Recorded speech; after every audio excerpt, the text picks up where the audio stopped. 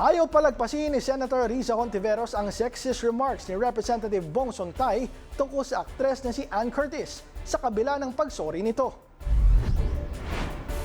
Ayon kay Hontiveros, mas nakakabahala raw na walang nakikitang mali si Sontay sa kanyang sinabi. Matatanda ang binatiko si Sontay tungkol sa kanyang pahayag sa isang hearing kung saan nagbitaw ito ng sexist remarks kaugnay kay Curtis sa kanyang analogy kung ano-ano ang definisyon ng isang impeachable offense. Git ni Hontiveros, ang chair ng Senate Committee on Women at may akda ng bawal bastos law, hindi dapat palagpasin ang anyay repulsive remarks. Babala niya, malinaw sa batas na ang sexual comments at gender-based harassment ay may katapat na parusa kung kaya't tungkulin umano ni Sontay bilang mamabatas na alamin at isabuhay ito. Kanina lamang ay humingi ng tawad si Sontay sa kanyang mga naging pahayag pero hindi niya umano ito pinagsisisihan.